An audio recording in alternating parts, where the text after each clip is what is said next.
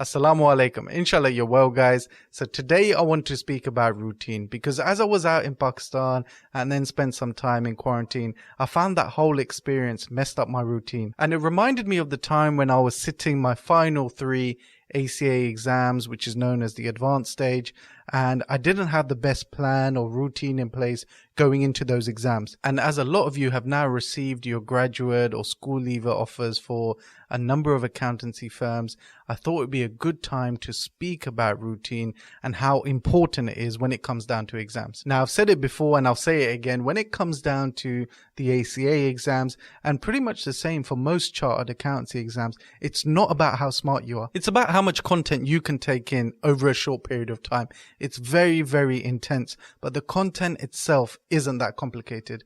And honestly, if you guys take it easy, you will find yourself failing exams, and that could mean that you are fired, because most firms actually have an exam policy in place in that if you fail an exam a number of times or by a certain number of marks, your contract may be terminated. And this happened in my first year of working, where I joined the National Audit Office as a school leaver, and on the graduate scheme there was someone who had recently graduated from Oxford University, so as you guys know, one of the best universities in the country.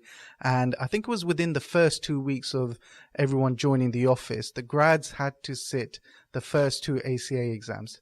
And this particular person was quite confident, felt that the exams went really well. However, when it came to results, they'd actually failed, and that meant that their contract was terminated. So within 2 weeks, they had lost their job. And let me tell you now, you could be the best worker in the office, the best employee in your team, and the partner in your area could absolutely love you. But if you fail your exams and you don't have a mitigating reason, you will be fired. And that's because HR have to be consistent when applying that exams policy. So the best thing you could do is make sure you have a plan, a routine in place to make sure you pass those exams, because the exams are essentially a tick box exercise. You need to be a chartered accountant to then go on and become a manager, director, or even partner. It's just a requirement, and I don't want you guys to go in too comfortable thinking I've got my job at the Big 4 or top 10 firm, I'm now set for life. I don't want you to go in on the first day of work thinking I've secured my role, I'm going to take my time to settle in. I want you guys to be prepared, because it's very likely that within a few weeks of joining, you'll probably have to sit your first exams. And guys, when it comes to the routine, I can't really give you the perfect revision plan. And the reason for that is because everyone revises differently. For example, if I talk to you about my revision plans and say it took me 6 weeks to prepare for some exams, that may not apply to you. You may need longer, or you may be one of those individuals that can absorb content quite quickly and only need a week to revise. So it's not fair for me to give you a revision plan and say follow this and it will work for you, because one size doesn't fit all. But what I am going to do is talk about some tips to help you guys stick to that plan, because that's the most important thing, that you come up with a plan that suits you.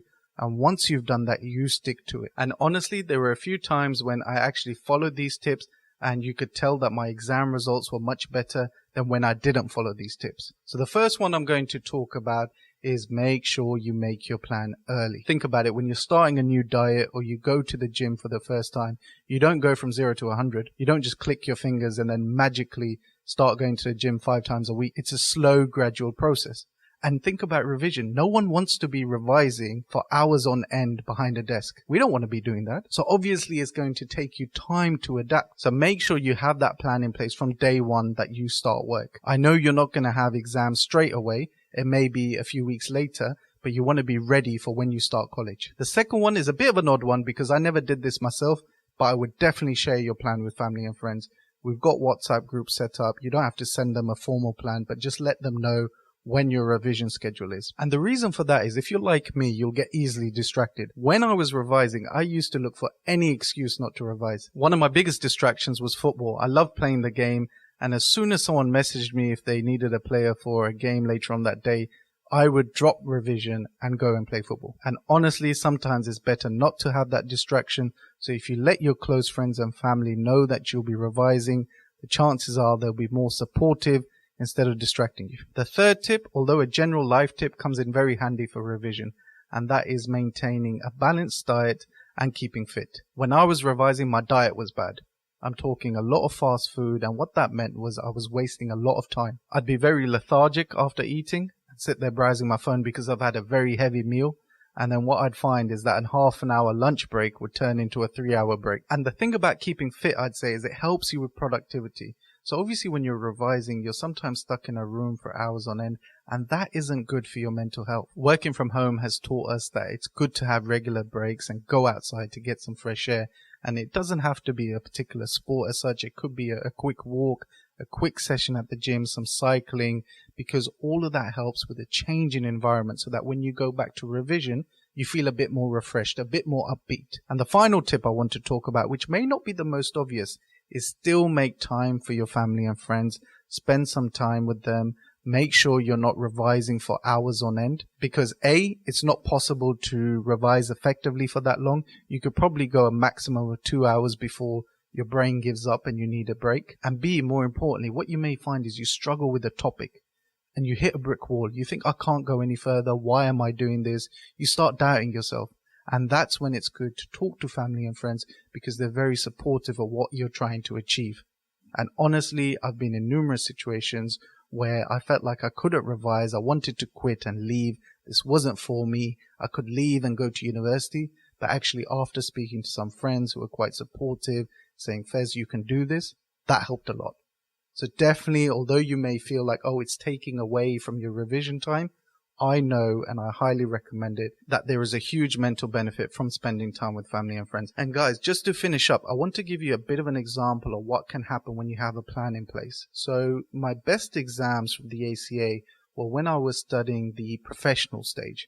So I had to do 3 exams in the professional stage of the ACA, and the pass mark for those exams were 55. Now for me, I spent about 6 to 8 weeks before the exams revising properly. I had a plan in place. I was sticking to it. I was going to the community library.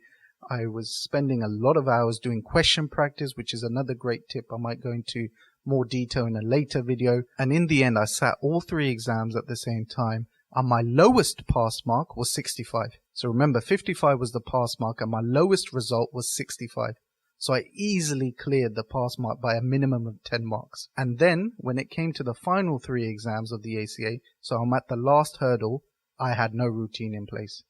I had no clear plan. I was eating very poorly. I actually became a bit ill from the diet I had. I was eating at 3 a.m. in the morning.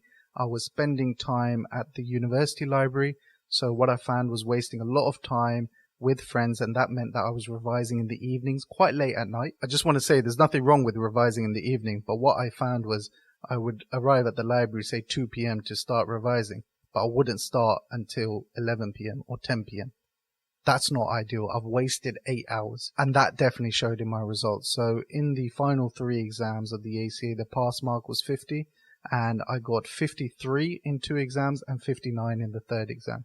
So alhamdulillah, I did pass all my exams first time, but you can see at the final stage, I just about scraped it. So these tips will definitely help, and I want to end this video on talking briefly about the financial impact. If you have first time passes in the ACA, ACCA, Cima, whatever qualification you do, when you are looking for your first move out of practice or out of industry into a different role, the first thing that most recruiters will ask you is, do you have first time passes? And the reason why is because you are seen as cream of the crop. So if you have first time passes, you can maybe ask for about 4 to 5k extra in salary in your first move out of practice or industry. So there's not only that mental benefit and the great feeling you get that you're passing your exams first time, you don't have to worry about the exams policy and maybe getting fired for failing your exams, but later on there's also that financial impact that if you were to leave your role, you can ask for more salary. So inshallah guys, I'll leave it there. I hope you enjoyed that video. Let me know if you've got any questions, message me on Instagram or comment below. And if you are new to the channel, please do hit that subscribe button. I do appreciate the support you guys give.